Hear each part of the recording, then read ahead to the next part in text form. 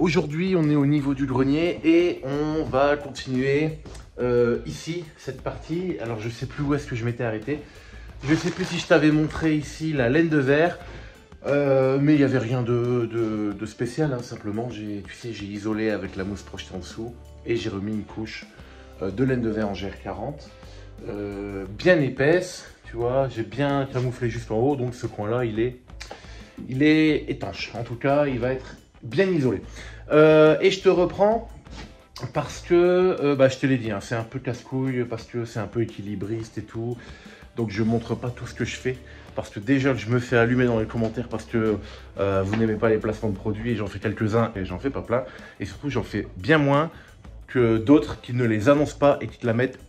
Donc ouais, c'est vrai qu'il y a des pubs, c'est vrai qu'il y a du placement, mais j'ai toujours dit c'est ce qui nous aide aussi. Alors on gagne pas beaucoup de sous, mais on en fait parce que ça peut nous permettre de continuer à faire nos chantiers. Moi ça m'aide, et si tu le comprends, ben écoute, je te remercie. Si tu le comprends pas, bah tant pis quoi. Je veux dire, tu vas voir ailleurs et tu verras qu'ailleurs il y en a aussi. Et encore une fois, simplement, c'est parce que moi, j'ai fait le choix de tous les annoncer. J'ai pas fait le choix de faire genre, je décharge mes courses et on voit qu'il y a écrit HelloFresh, mais je le dis pas, tu vois. C'est du vécu, hein. Ceux qui connaissent, je balance pas, mais je préfère annoncer parce que les marques qui me suivent et les produits que je teste, c'est des produits que j'aime ou alors que j'ai besoin, et je te fais un retour. Donc, j'annonce qu'il y a le placement et puis c'est tout, quoi. Et j'ai fait le choix de pas écrire à chaque début de vidéo: cette vidéo est susceptible de contenir des placements. Parce que c'est totalement hypocrite. Quand il y a ce bandeau-là, il n'y a jamais de vidéo où il n'y a pas de placement. En fait, c'est justement parce que le mec, il veut pas dire qu'il y a 10 placements dans sa vidéo. C'est peut-être un défaut de ma part d'être trop transparent. Mais en tout cas, je le suis et je pense continuer à l'être. Et en tant que petit créateur, je suis partagé parce que d'un côté, je suis comme toi, je suis consommateur, je suis viewer, tu sais, je regarde le contenu des autres.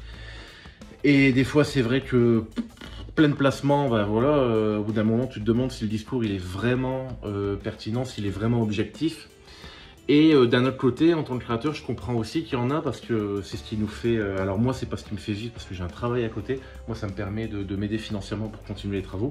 Mais on a certains, c'est leur métier. Et voilà, des fois, tu te demandes s'ils font pas des vidéos juste pour placer des trucs. Parce que normalement, ce qui est intéressant, c'est de faire des vidéos parce que tu avances ton projet. Et là, il y a des marques et potentiellement des produits qui peuvent être envoyés pour t'aider, soit à continuer à réaliser tes chantiers, soit à te financer pour que tu puisses acheter des matériaux pour continuer. Enfin bref, c'est un grand débat. Ce qui est sûr, c'est que je me mettrai pas à placer des sextoys, mais certains le font, rigolez pas. Mais voilà, c'est vrai que le curseur il est toujours un peu difficile à placer entre est-ce que je le fais, est-ce que je le fais pas, est-ce que ça fait trop, est-ce que c'est pas assez. Moi je me rends compte en regardant mes vidéos par rapport aux autres que je parle beaucoup, hein. Et donc du coup quand je suis content d'un produit, etc., j'en parle beaucoup, et ce qui peut peut-être gaver l'audience. Et j'aime que vous donnez votre avis parce que j'ai envie de continuer de faire évoluer la chaîne, etc. Par contre, commencer à tacler dans tous les sens et être irrespectueux, franchement, tu casses les couilles, je te le dis. Si tu fais ça, tu casses les couilles. Et de toute façon, là maintenant, je me casse pas la tête. Je fais pas ça pour me faire insulter ou pour me faire... parce que oui, il y a des insultes. Alors j'essaye quand même de laisser un espace de discussion ouvert et objectif quand même. Mais franchement, les rageux, les mal baisés, ils ont rien à faire ici, donc je les banne direct. Je vous remercie parce que la plupart sont bien. Il y en a des mécontents, j'ai envie de dire comme toujours, mais voilà, j'essaye de faire les choses bien. Ça plaît pas à certains, mais tu vois, ça te plaît pas, je sais pas, tu regardes pas. Enfin bref, tout ça pour dire que si jamais je montrais comment je faisais ça, je me ferais allumer. Je me ferais allumer, donc je te montre pas. Simplement parce que c'est très simple, de toute façon, tu vois, en dessous, je sais pas si on voit là, tu vois, je visse mes suspentes là-dessus et mes fourrures viennent se clipser dedans. J'en ai mis à chaque chevron ici des suspentes, alors que normalement j'aurais pu en mettre en quinconce. Je me dis que tant que j'y suis, j'ai pas envie que mon plafond il bouge, j'ai pas envie que mon plafond il fuit, j'ai envie de le faire et de ne plus jamais y revenir. Donc je le fais plus solide que ce que ça devrait, comme ça je suis tranquille. Là je te montre vite fait ce que j'ai fait. Donc j'ai installé toutes les fourrures. Et tu vois qu'il y a mon laser parce que j'ai mis mon laser pour qu'il prenne la perpendiculaire de ce mur-là. Donc ce mur du fond, j'ai mis mon laser, tu vois, à 10 cm du bord ici. Là, à 10 cm du bord ici. Et je lui ai demandé de me faire un trait perpendiculaire. Donc je sais pas si tu vois mon laser, tu vois, la ligne rouge est parallèle à ce mur.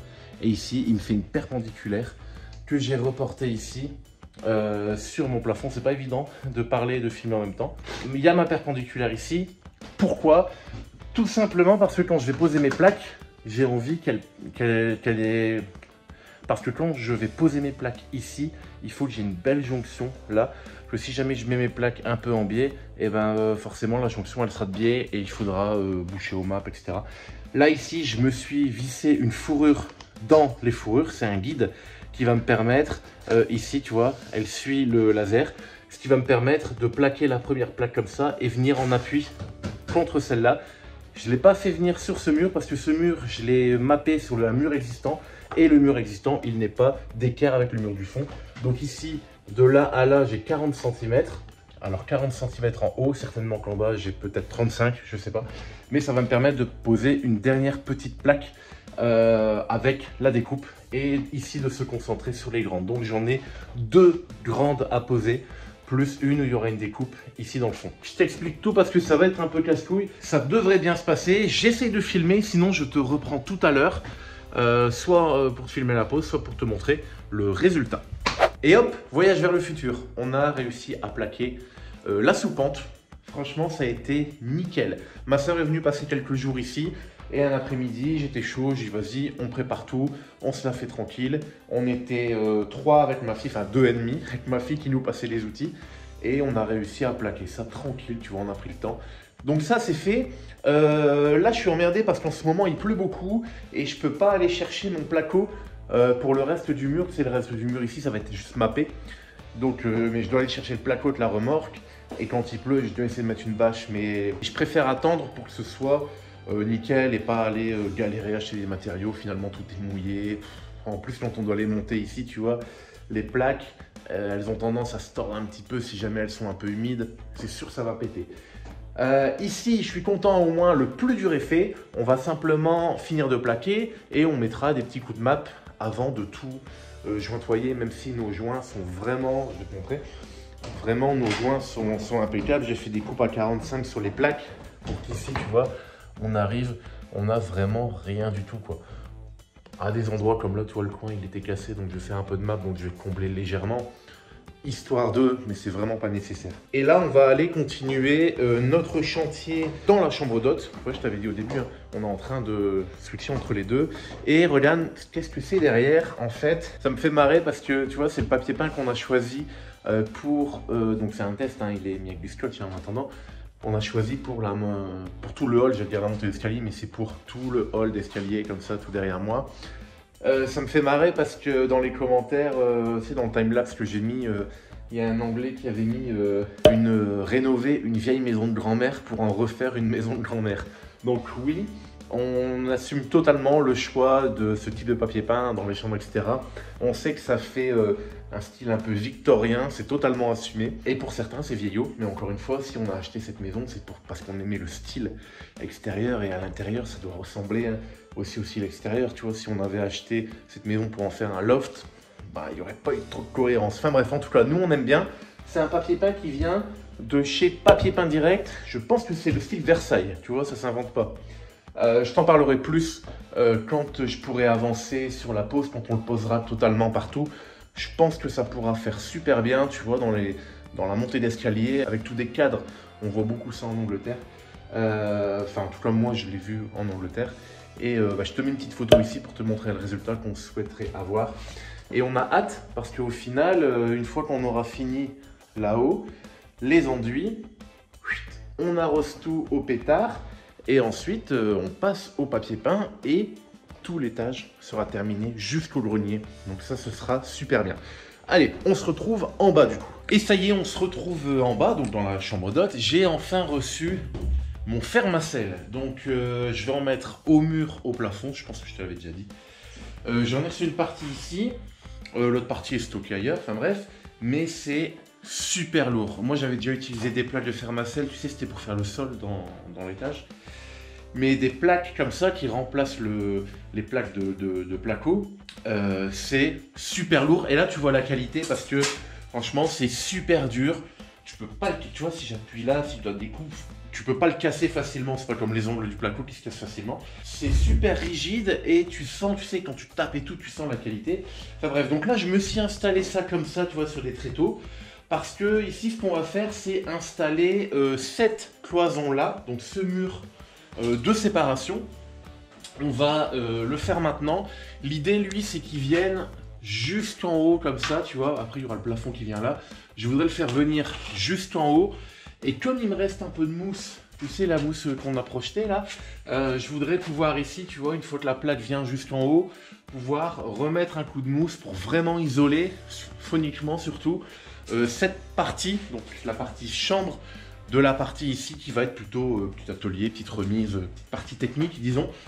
Donc on va faire ça, je te mets dans un coin, je te mets en time-lapse, il n'y a rien de spécial à dire, hein, on fait comme on a l'habitude avec le placo plate, sauf que vu que c'est du fermacell, on ne peut pas le découper au cutter, on doit le découper à la scie sauteuse, à la scie circulaire. Il existe un cutter spécial fermacell, mais je ne l'ai pas, donc je ne peux pas l'essayer. Mais bon, on prend notre scie sauteuse, notre scie circulaire, tranquille, et on fait ça tranquillement. Et autre chose aussi, pour le fermacell, normalement on utilise des vis spéciales fermacell, des vis placo.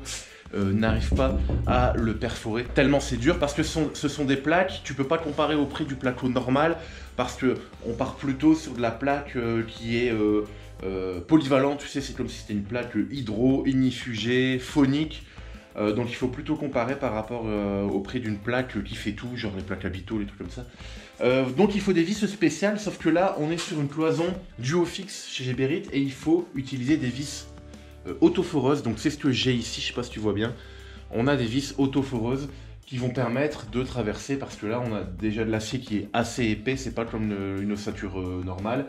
Et en plus ici tu vois des endroits, on a double épaisseur, donc il faut vraiment des vis autoforeuses. Voilà pour le blabla, je te mets dans un coin, on attaque ça tout de suite.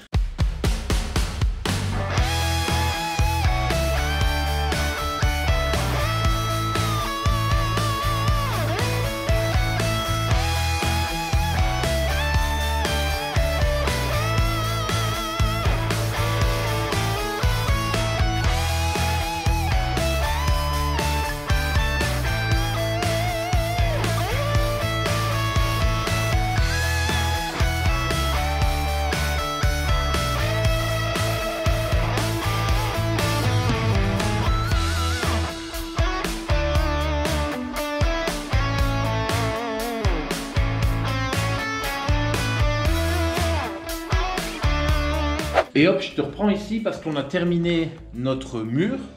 Alors, tu as peut-être pu voir dans le time-lapse que j'ai pété cette plaque. J'avais fait des découpes assez proches du bord et c'est tellement lourd que quand tu es tout seul sous son propre poids, bah, elle s'est cassée. C'est pas grave parce que justement, je voulais te montrer un truc sur le fermacell. C'est qu'on a des poses, je vais me mettre ici parce qu'elle est propre. On a des plaques avec des bords amincis, parce que si tu as l'habitude avec des plaques de plâtre, bah, tu peux faire pareil avec les bords amincis. Donc, pas normal, hein, tu les visses. Ensuite, tu mets ton calico et ta passe d'enduit ici entre les deux. Et puis voilà.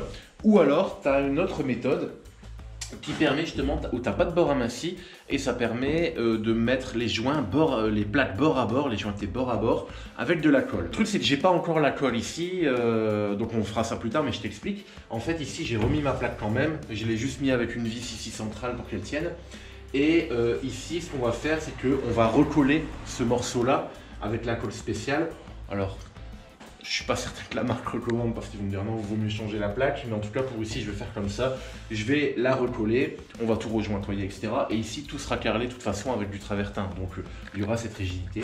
Et ici aussi, regarde ce que j'ai fait sur ces plaques-là. C'est qu'ici, j'avais un montant et le 120, il se terminait là. Donc, ça veut dire que j'avais un montant là. J'aurais dû mettre un deuxième montant ici. Vu le prix des montants Geberit, mieux vaut les économiser. Donc, j'ai choisi de finir ici. Pour plein de raisons, parfois tu tombes vraiment nickel et tu te dis putain j'ai eu de la chance et en fait t'as pas tout mesuré que tu tombes nickel, que parfois bah, tu tombes pas bien et en fait là j'aurais pas pu décaler parce que ça m'aurait gêné pour le WC. Ici il y aura un dressing, vu la profondeur du dressing avec la porte, ça n'aurait pas été.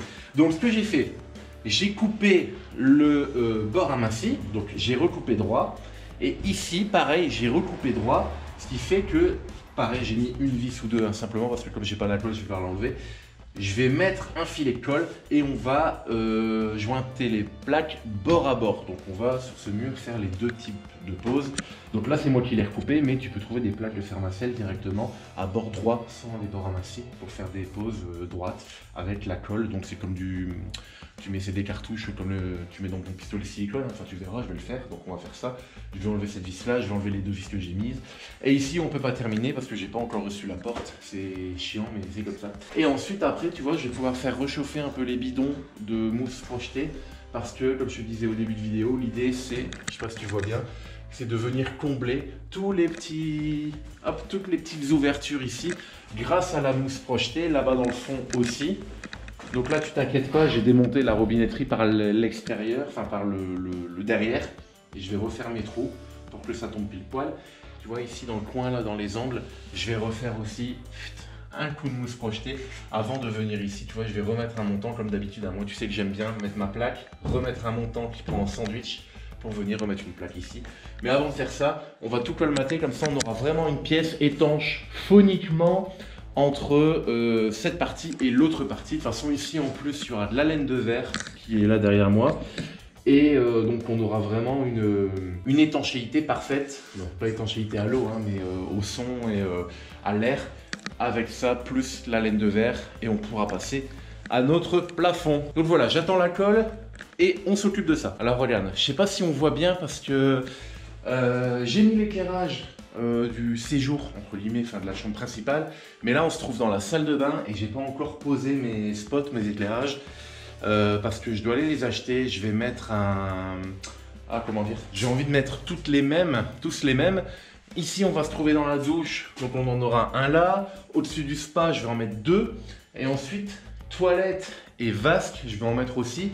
Mais tu sais, dans la douche et au-dessus du spa je dois en mettre des spéciaux IP65 de mémoire et ça doit être en 12 volts pour que ce soit pas dangereux avec la flotte etc. Et après dans l'autre partie de la pièce je peux mettre des 220 volts classiques, mais je trouve que ça fera deux styles différents, donc j'attends de tout mettre les mêmes. Donc je vais mettre tous les mêmes en étanche hein. Je vais mettre les 4 identiques, donc je les attends. Enfin voilà, donc c'est tout ça pour te dire que c'est peut-être un peu sombre. Alors la colle de chez Fermacell, donc tu vois c'est des cartouches comme ça avec un embout déjà prédécoupé spécial et tout. Donc là tu vois j'ai remis ma plaque, je l'ai collée avec la colle, donc c'est une colle un peu genre mastic tu vois, donc ça fait vraiment un gros boudin. Donc je veux dire le contact entre les deux plaques, même s'il a 1 ou 2 mm, bah, il se fait vraiment. Peut-être que Fermacell c'est grâce à ça, ils disent oula t'as fait de la merde petit con, mais moi voilà j'ai fait comme ça, donc j'ai recollé ma plaque. Ici je vais remettre de la bande armée parce que Fermacell, ouais j'en ai là.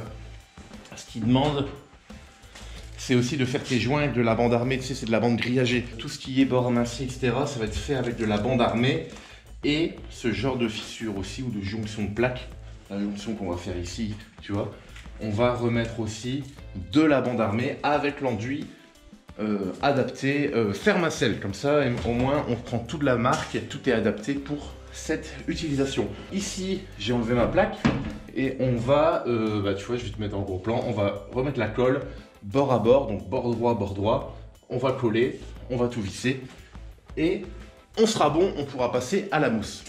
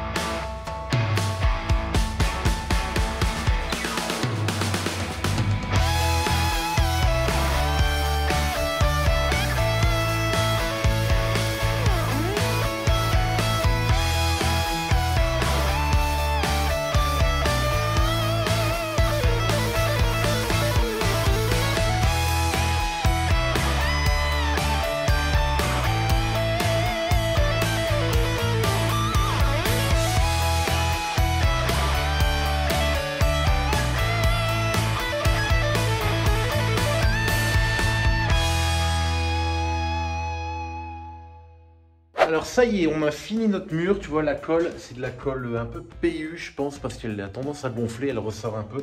On passera un coup de cutter pour enlever le superflu. Mais c'est une bonne nouvelle, ça veut dire que ça comble tous les trous qu'il pourrait avoir ou les petits écarts que tu as avec tes plaques. Donc j'ai tout vissé dans tous les sens avec des vis auto-perf. Alors petite astuce, il y en a beaucoup il y en a quelques-unes au début qui sont cassées. En fait, ce qui est bien, c'est que tu perces et quand tu as percé à travers ta plaque, tu fais marche arrière pour débourrer un peu et après tu visses à travers pour récupérer l'ossature. Tout est vissé, plus que nécessaire. J'en ai profité pour faire la petite niche aussi de la douche. J'ai passé un câble, j'ai changé le câble, tu m'avais passé un câble rigide. Finalement, j'ai trouvé celui-là, tu vois, c'est petit câble comme pour les enceintes. Pour le bandeau LED sera largement suffisant parce que l'alimentation sera derrière le transfo, etc. Il n'y aura que l'alimentation en 12 volts ou 24 du bandeau LED qui sera là. Le reste, la partie technique sera derrière. Je vais passer maintenant parce que on va mettre de la mousse partout ici. J'ai fait ça, j'ai fait les entourages de fenêtres, t'as vu. Comme ça, tous les petits trucs un peu chiants, tu vois, je les fais maintenant. D'habitude, on plaque tout et après, on fait les trucs chiants. Moi, je fais les petits trucs chiants, comme j'avais un peu de temps. Et les grandes plaques, on les fera tout d'un coup après. Là, on va passer en mode Ghostbuster avec la combinaison, tout le bazar, pour passer un coup de mousse partout. Je te montre le résultat en détail, mais là, je te mets dans un coin. Comme ça, au moins, on aura vraiment tout calfeutré cette cloison. C'est parti!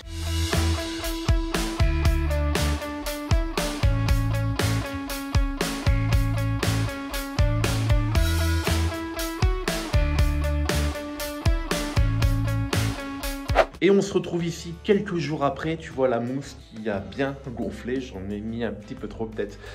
Donc en tout cas, elle a bien gonflé. Elle a bien camouflé et calfeutré toutes les ouvertures. Jusque là, dans le coin, là, tu vois, on est vraiment bien camouflé. Calfeutré, pas camouflé. Donc pour ce mur, on est bon. C'était le plus difficile. Parce qu'il y avait beaucoup de découpes. On vissait dans la cloison du haut fixe qui était dure.